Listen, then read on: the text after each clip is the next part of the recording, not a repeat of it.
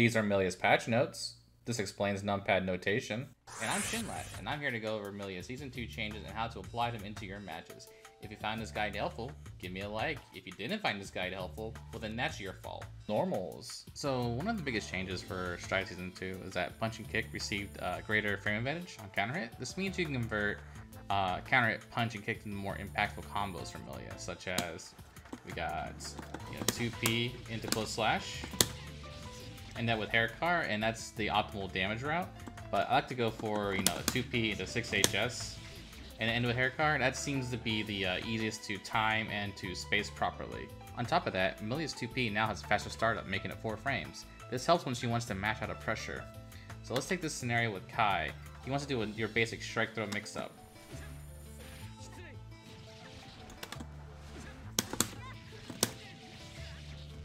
With the changes, now she has a better chance of jabbing him out of his pressure. And now for kick, this didn't get listed in the patch notes though, but her hitbox got extended, so now it reaches the full length of her animation. And with universal changes to kick, you can now convert a counter hit 2K into itself, and then use it as a hit confirm when you're rolling up on somebody, so like this. Milia's 2K also had its upper hurt blocks reduced, so now you can low profile moves.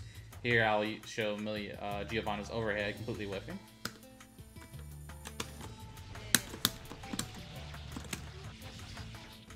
If I find any more situations like that, I'll be sure to post them. They also reduced Milia's close slash recovery, so now she is +1 on block. This is really good to help bully the opponent now, and it makes a much more stronger threat. You can even frame trap at the end of it after a close slash now.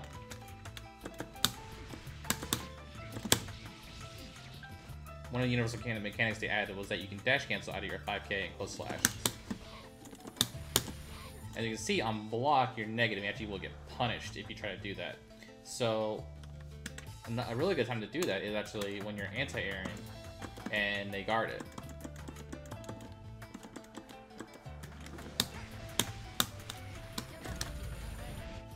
As you can see there, she was so plus that you couldn't even get a button out. Another time you can do it is actually off of OTG.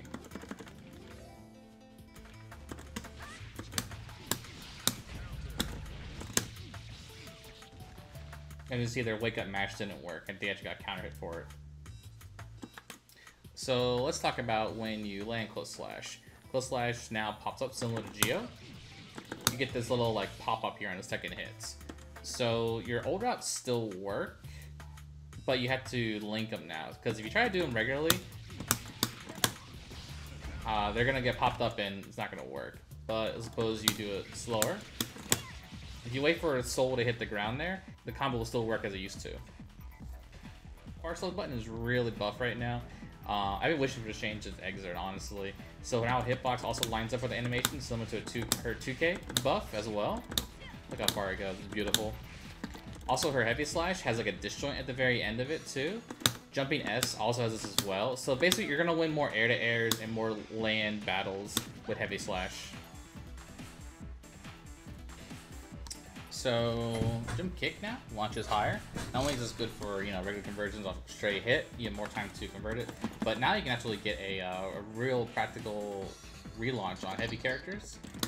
Silver against Leo.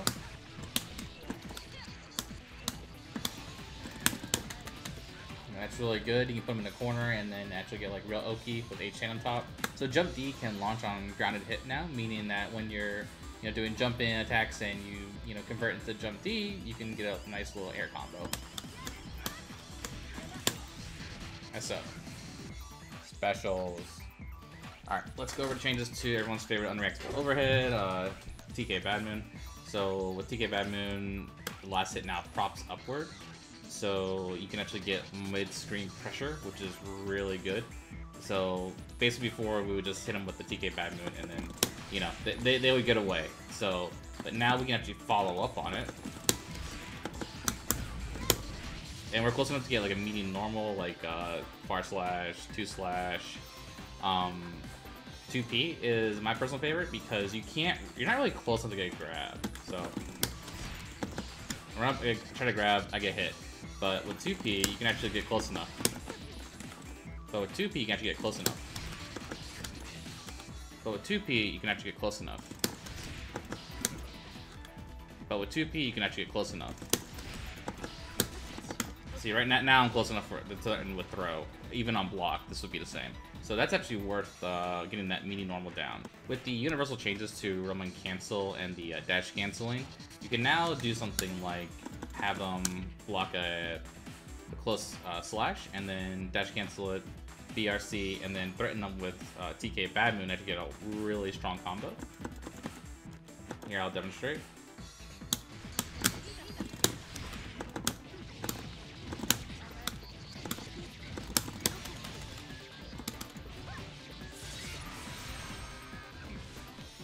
Much more practical and easier to do in this version. Iron Saver, blowback, horizontal blowback decrease. This opens up a lot more safe jump opportunities. Check out my Season 2 safe jump videos. I'll put a card up somewhere up top here. But yeah, it doesn't go back as far. Really good quality of life change. There was a bug with Lust Shaker. The last hit wouldn't cause blowback. I never really used this, so I consider this a non-issue, so you can't really miss what you never had. Turbo Fall. Increase recovery, can't complain. We're gonna combine this with our HS Tandem Tops for mix-ups. Really nice. So Compel, this is a big one. This is what really lets Millia become a character in Season 2. So, let's see here. Nogard. Basically, Compel received basically a complete rework. To the point where I'd say it's a whole new move. It's now projectile. It recovers faster. It's affected by momentum. And these together let you combo more easily from a air-to-ground standpoint. And it's now she has a reliable anti-air, which she hasn't had because, you know, Pain was taken out. So before you would hit with Compel really high on top of the screen, like damn near up here, and it was not a good it's not a good like reliable way to convert damage if someone was trying to anti-air you from that. Now when you're approaching from the ground, when you're in this area, it's actually a threat because you can actually combo off of it. So now they actually have to think twice when you're approaching them from the air. Before it was just 6P, don't think about it. They got around you, PRC it, you're fine. And then, of course, God forbid, up against Aaliyah, who's just, already hitting you with Flash Kick. So now, really strong. So the way I like to use it, I would just basically you can just air dash at them and get combo. Like that. Like anytime you have like this another dash momentum, you can convert it into damage. I like this combo the most. You get a safe jump afterwards. Really hard to mess up. So just keep it simple and it works. Makes them think twice about ever trying to anti-air you. Another great usage I see with Compel is that being used to reapply pressure. Since it recovers faster, for example, this string is really great for corner lockdown.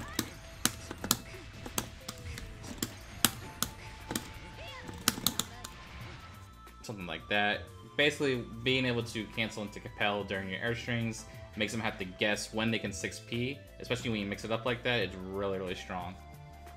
There's also Compel from 6HS.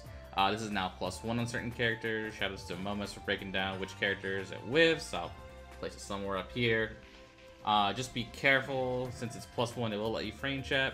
It leaves you vulnerable with throws. Since throws are 2 frames, you can still mind game by backdashing to bait the throws. So here, I'm +1, I hit 2P, I'm plus, I can reapply pressure. So we'll do 6HS into Compel. He was about to do jab, I hit him out of jab because I'm plus. But since I'm only +1, I'm still vulnerable to throws. Let's do the same thing again. I get thrown. So how do we beat that? Backdash. Alright. So for slash disc or tandem, they say so reduce recovery, increase knockback. That's nice. They didn't really touch it that much, so you're still gonna die if they block this at bad ranges. If you do it here, you're fine for the most part. But if you do a string, you're really close, like right here, you're gonna get hit. Yep, you'll still blow up. So, gotta be careful with the spacing with it. Mainly only do it when you have PRC to back you up. So, and then H tandem top. So this leaves with a hard slash tandem top, reduce recovery, and also combined with not going away are incredible buffs to this special. A lot of characters use to negate her mix-ups with just, you know, DPs, reversals, or just doing the 4 plus FD option select. Now I can actually, you can bait all those options. And this change really gives her that, you know, she actually feels like a real mix-up character now. Like, she's actually in the game, finally, with this change. So, to demonstrate...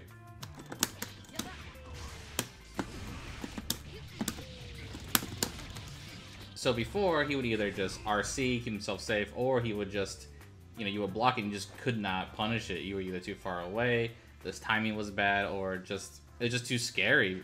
A lot of times I used to try to, you know, punish it with far slash and just get hit with another DP again. So now that it's a guarantee that they're going to get hit by the H-Disc, you can convert into combos and you can reapply pressure. So really great change.